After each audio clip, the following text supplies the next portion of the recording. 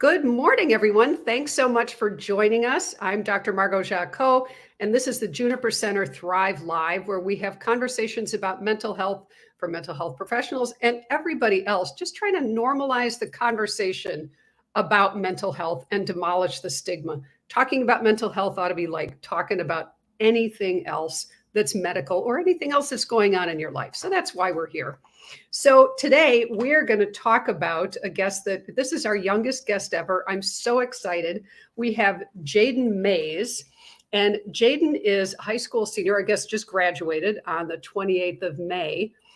She lives in Lebanon, Indiana. She explained to me where that is, between Lafayette and Indianapolis, it sounds like. So she is the current district vice president of the Western Boone Future Farmers of America. And we're going to talk about Future Farmers of America and some of the things that Jaden's doing with them. She is unstoppable, a really impressive person. She's seeing problems in her community and is driving change, which that's really what we need right now. And so exciting to see people in this generation really stepping up and doing that, especially right now. And from helping to raise money in the Milk and Meat campaign that she's going to talk to us about, doing everything she can to speak up about raising awareness of mental health issues for farmers and in agriculture and to help stop that stigma. So good morning and welcome to Jaden Mays.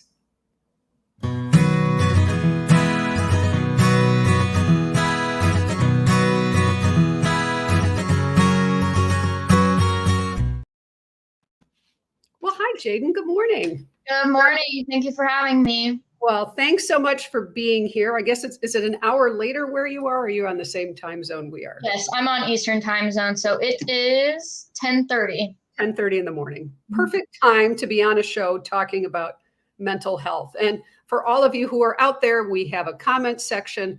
Please feel free to let us know that you're there. You can ask any questions, make any comments in that section, and we'll make sure that we address what we can. So fabulous to have you here, future agriculture lawyer. I love that. So Jaden, clearly you are an activist. What is it that happened in your life, in your world, that really caught your attention and caused you to start taking action? Okay, so bear with me because it is quite a story, but I'll just go ahead. I will start from the beginning. So when I was a freshman in high school, that would have been about 4 years ago, before COVID even happened, before any of that happened, I got really interested in the topic of mental health because I had seen the impacts of farm stress in my own family. And for a lot of people that aren't connected into the agricultural world, it can be pretty difficult to understand what it's like for farmers. It is one of the most hardest jobs you will ever have because it's not something that you go from your home and you clock in and then you come back home. You live at your farm. You live there. That is your home. So when things go wrong, farming is dependent on so many external factors. We have weather, we have the economy, that all goes into farming. And if one of those things goes wrong, it's going to impact everything for the rest of the year for you. So it's not a stable job. It's always changing, always fluctuating.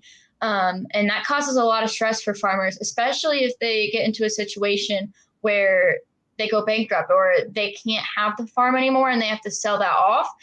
It's like seeing a family member die. And that's not an exaggeration, because if you have something that's been in the family for so many years, multiple years, and generation after generation has passed that down, almost like military families where you have multiple military people. It's kind of the same concept. And you see that go, it's a grieving process, and it can drive many farmers into bad situations with their mental health.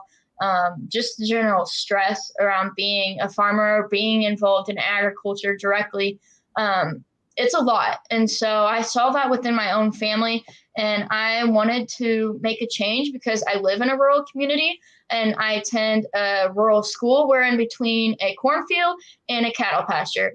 And for a lot of people in the United States, that's not the case. We have a lot of rural communities in the country, but I would say most people are used to going to a school with thousands of people. I have 120 kids in my class. Wow. Everybody knows everybody. And so it's going to be a big change going to college because I'm just not used to that. If you don't know the person's name, you at least know their face. And I can recognize anybody in my school. Very rarely do I see somebody and I don't know who they are. So it is a different culture being in a rural community, but I knew that just because I was located in a rural community, it didn't limit me because I knew that I could still make a change, and that's what I wanted to do. So I got involved in 4-H and FFA, and I started competing in public speaking contests within both of those organizations. Both those organizations, great leadership organizations. Even if you don't come from an ag background, I always tell everyone, get involved because it does not matter who you are, where you come from, you can find something within that organization that is going to grow you and make you a better person. And that's the whole point of those organizations, is just to make you a better leader and prepare you for the future world. So whether you have stepped foot on a farm or not, I know that those organizations have that stigma where, oh, it's just for farmers. It's not. I've met so many amazing people. They live in suburbs, they live in cities, and they're involved in that organization, and it's grown them. And it's so amazing to meet people from all different backgrounds. But that's just my little short advocacy for those organizations because they've changed my life. So I got involved in the public speaking contest. There was a contest in 4-H called the Verbal Communications Contest, and I went to the state level with that. I was grand champion of my county, and I talked about mental health in rural communities. And that really prompted me to actually do something, because you can talk about something all you want, but if you don't actually take action, then it's not going to change anything. So I knew I had spoken on it, and then I wanted to further educate myself. And I got into contact with Purdue University, and what they have is called a farm stress team. And so what they do through 4-H extension in each county, they have an office, and then they have a team there that puts on workshops for local communities, for farmers, people that work with farmers, to come and be educated about mental health. And so I attended 2 of those programs. This was before COVID. One was called Communicating with Farmers Under Stress. The other was called Weathering the Storm. And that is where I learned the most about mental health in rural communities, signs of mental health, how to cope with mental health, how to talk to people that you think are struggling. And I earned my QPR certification in suicide prevention. So I am QPR certified. So that was good. And then the next year, after that was a big summer for me, the next year, COVID hit and everything stopped and the world shut down. And it was at that time, it would have been March of 2020. We went home from school thinking, oh, it'll be 2 weeks later, we'll go back into school. And we didn't go back to school at all. And being in a rural area, it's almost, I don't know if it was better for me or worse for me, because you don't have anybody. You're out in the country by yourself. But I think sometimes it was almost good because I could go outside. I wasn't locked in my house. And if I stepped outside, people would tell me to go back in. I had space all around me. So I was able to go outside and walk outside. So that was good for my mental health at the time. But I still was lacking that human connection. And I know a lot of other people in the community were. And so that happened.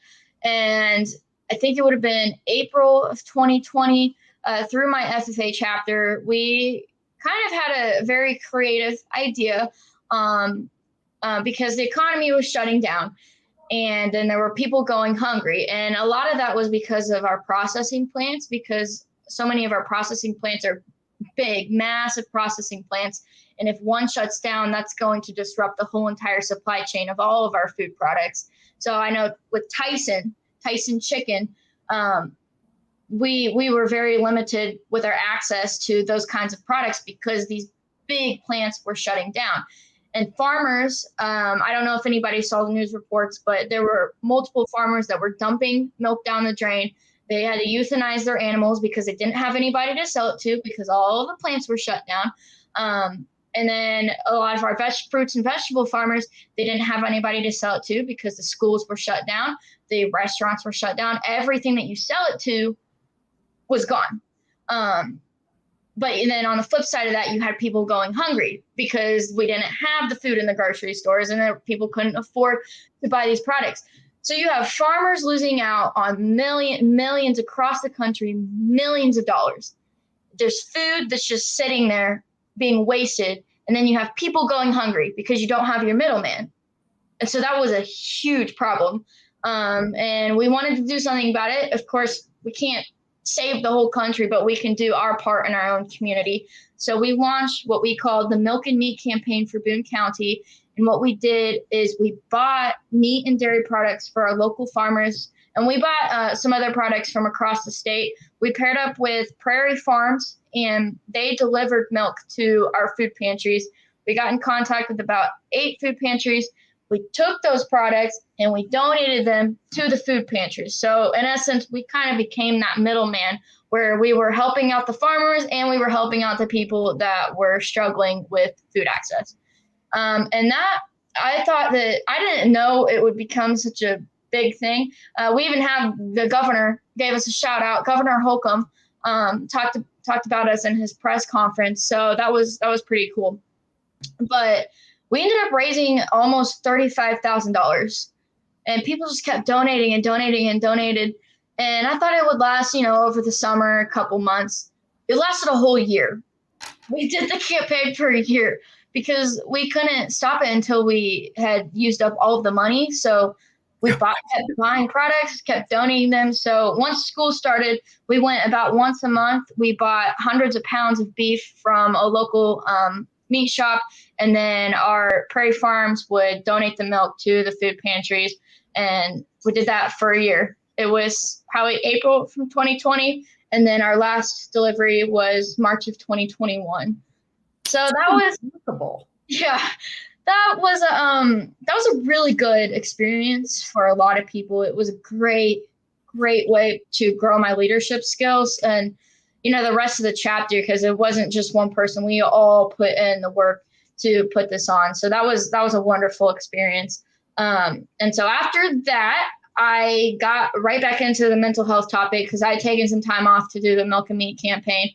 And that next year, I don't know about any of the other schools because I know there were still some schools that weren't back in session, but we were full-time in school. We had to wear masks and everything, but we were just happy to be in there in person.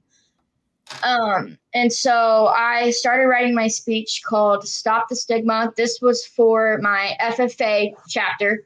And I put together all of the research that I had done previously, and then also research I had done during the COVID-19 pandemic, because now the topic was so much more important. Everyone was struggling, whether you said it or not, you were, to some certain extent.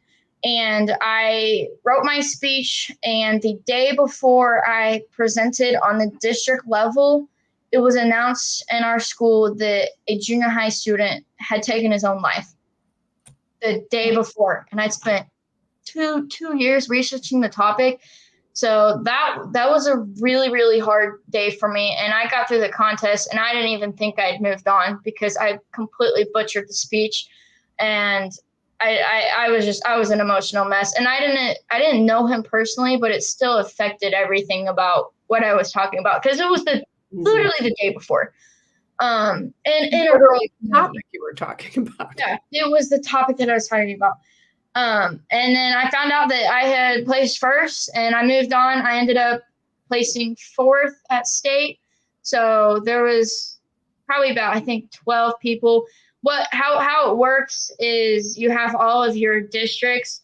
So all the people from all the chapters, they have to place first in their district. And then if you place first in your district, you compete at state. And then I'm competing with everybody. So people that have top tier speeches, I ended up placing 4th. So that was a really cool experience. And that was just a way that I could continue to advocate for the topic even more. And so I had that, and then there's a lot of stuff, so I might miss something. But I did a couple of podcasts as well. So I paired up with the Purdue University Farm Stress team, and I did a podcast with them called Tools for Today's Farmers. And so that was a good way to advocate for the topic. And then I also did a podcast with Ag State of Mind with Jason Meadows. That is a program. He has a podcast and he talks about mental health. I think he's a physician, something like that. He's in the medical field, but then he also has a beef cattle operation. So he's a very good advocate for mental health and agriculture as well. So I was able to speak on his podcast. And then I was also featured in Google Magazine. And I was really happy about that because a lot more people would be able to see that. And just it would kind of decrease the stigma even more. And so it was called Year in Search Magazine. And Google puts it on, I think it's every year. They talk about the most talked about most researched things on Google. So I was featured in that as well. So that was a really good opportunity. But that year, so it would have been my senior year, which would have been this year, first semester. So around October, I got a group of friends together and we wanted to do something about the student.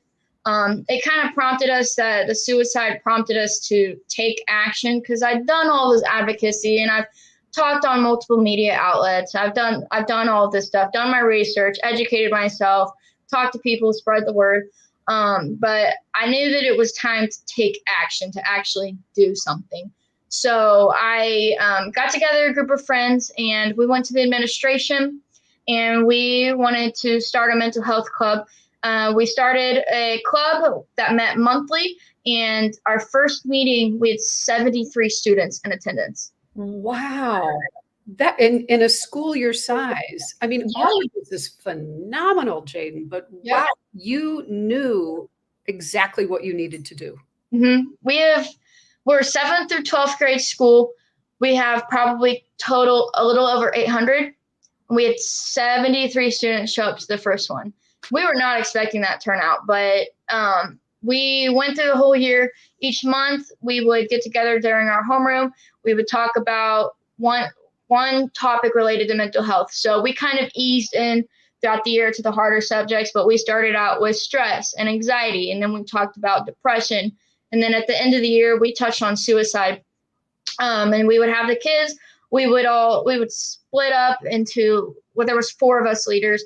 We would split up the topic. So somebody would talk about the signs, and then somebody would talk about ways to cope with it. We would do an activity. So that was a really good way to just bring the kids together and actually talk about these issues. And I remember, I think one of our most effective meetings, we split up into small groups. We were able to kind of connect one-on-one. And although not everybody was comfortable sharing, we did have a few people that did share. And so that was really cool to see kids step up to the plate and talk about their own experiences, because I know that those other kids were listening. And that's all it takes, is to talk about your story and to talk about what you've been through. Mm-hmm. So we were able to do that. And we ended up pairing up with Bring Change to Mind, which is a national organization. They work within each schools, and they have programs in order to provide students with resources who are struggling. So we paired up with them and we were able to use their ideas. We got money from them to buy activities and do things. So that was a really good opportunity, and that's going to be able to help the club in our school continue. And we've reached out to other people, so we'll have new leaders step up, take over the club, and hopefully, crossing my fingers, it keeps on going. And so we did the hard part. We got it started, and now it's just going to take other kids to step up and be the leaders themselves. So that's kind of been my journey. I wrote a second speech called A Change of Lens, which deals with the same topic about mental health in rural communities, but my theme is having a new vision for the future. So although it touches on agriculture and it's agricultural based, it's kind of a topic that works for everybody. If we all work together, kind of to find hope through healing, if we can heal mentally, physically, financially, all of these effects that happen because of COVID-19, then we can kind of create a new vision for the future. We can change our lens. And my last line is we can upgrade to a 2022 vision through 3 points, all it takes is educating yourself, advocating to others, and taking action. And so that's kind of my main focus right now, is taking action. I've educated myself, I've advocated to others, and then now I'm taking action. So that is the gist of it. That is a lot, but that's the story. I love it, Jaden. My gosh. I mean, if all of us did just like a little bit of what you're doing, it would make a huge difference. So, one of the things that you're talking about, there's so much in here that's important. I love the idea of educate, advocate, and take action. And one of the things that research in mental health has shown, and I suspect this is something you already know, is that when people feel powerless and helpless, like farmers, there is no controlling Mother Nature. There is no controlling the weather. However, what's happening in the climate and climate change, whether we decide it comes from humans or it's just natural cycles or whatever, is there something that people can do? But when people feel really powerless, their levels of depression and anxiety go way up. And the research says the more we can take action, and the people who are in the seat who are taking action tend to have much better mental health, because we feel like there's something we can do. The world isn't quite so random. So do you feel like for you and for other people that you've been working with, those folks who are doing these things that you're talking about and taking action, did they see an impact on their mental health for the better? Yeah, I think so. Because I had discussions with the other 3 girls, and all 4 of us would sit down and talk about, what was happening in the club and how we could do better, what we could change. And I think it comes down to sometimes the best medicine when you yourself are hurting, is helping somebody else. And there was a lot of times I was in that predicament, especially during the COVID-19 pandemic, which is still going on. But, sometimes when you're hurting, if you help somebody else, you can find that hope. That I've been through a bad experience, but if I can use that to help somebody else, then it's all worth it. Even if you just help one person, because you're not going to prevent everybody. There's going to be somebody else who contemplates taking their own life. It's going to happen, but it's preventing as many people as you can. And you can't save everyone. And we weren't trying for the club. We weren't trying to take the place of, a licensed therapist or a licensed counselor. That was not our job. Our job was to just raise awareness, to decrease that stigma, break that stigma, and direct those kids to the people that could help them. And so we would give them, here are your options. You can go to a counselor in the school. You can see a therapist. You can go talk to somebody. We couldn't take that place, but we could help them, even though we were hurting ourselves. If we just help them as well, then we had the hope, and then it kind of spreads on. Those people can help somebody else, and that will give them hope. And that's what we made the club about. Fabulous. That's so fabulous. So I would imagine this is hopefully having the impact that you were looking for. And so it sounds like you're also trying to raise awareness of not only the kids in your school or students in your school. You're hardly a kid anymore. You're certainly not behaving like one. And also raising awareness about the farmers in your community. Are they able to hear this message too? I mean, do they take it? Are they taking it in? What's happening for them as best as you can tell? Well, I haven't had any opportunities to speak directly to all the farmers in my community, except for my dad. And I do remember a moment between me and him, and it was my first speech called Stop the Stigma, and he read it. And I went to his house. It was late at night, but he was crying, and he looked at me and said, "You're going to help some people." And so I remember that he's a farmer. And all I did was write a speech, and he read it, because I feel like I haven't done that much in terms of what could be done, in terms of how much more we have to go. I just worked within my own community, and then I'm trying to build out from that. And so I started within my own family, and I talked to my dad, and I drug my dad to these mental health education sessions. And so that's all it took. And I hope that it trickles on to the other farmers in my community. And I think it will, because it's a close-knit community, and I know that people know what I have done.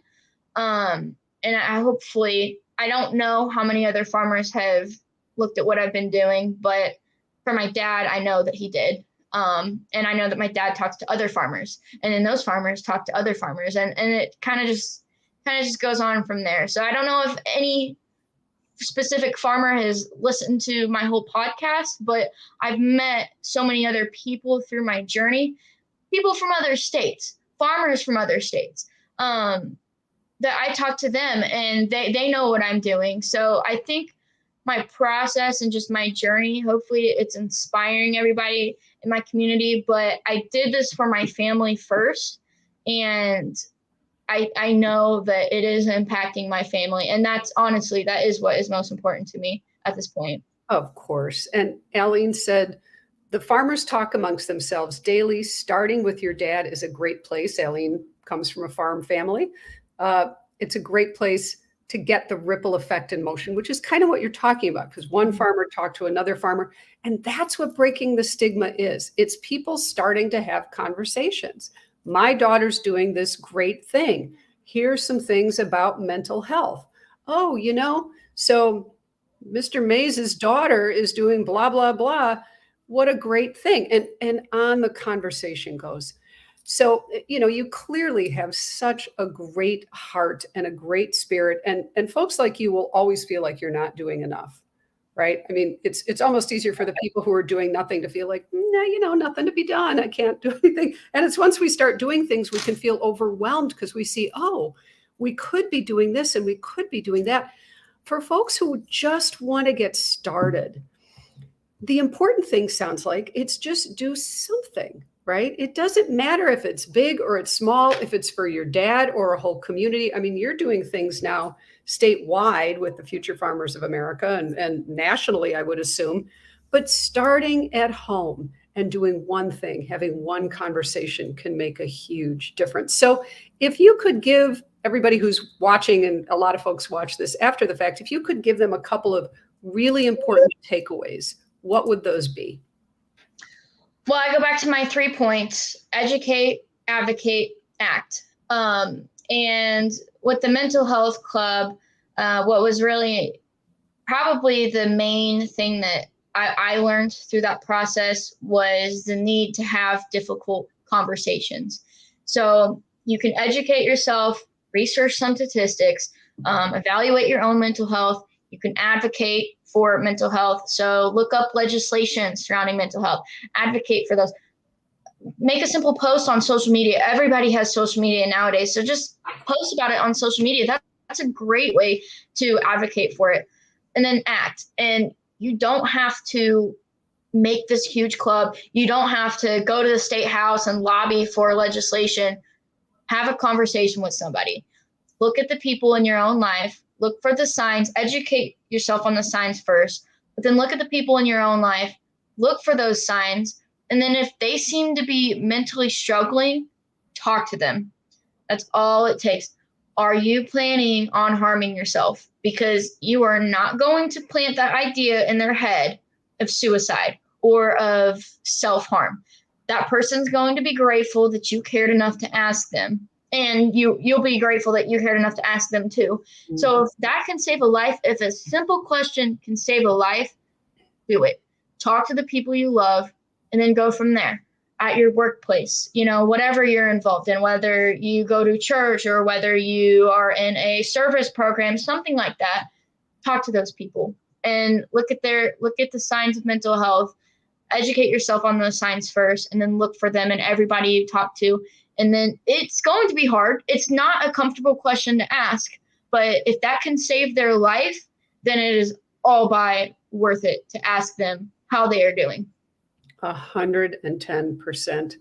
Jaden Mays, you are a force to be reckoned with, and I cannot wait. Please keep us posted about what you're doing. Keep us on your distribution list. I want to hear what you are up to. Future agriculture lawyer, president, governor, who knows what you're going to do. But you are moving forward and you're saying, I'm not just going to sit here, I'm going to do something. So yay for you. Thank you for all of your effort. Thank you for your time and being here today. Thank you all for joining us. So appreciate all of you. Please tune in next month. We do this the first Friday of every month. Have a wonderful weekend, everyone. Thanks again, Jaden. Be well. Thank you.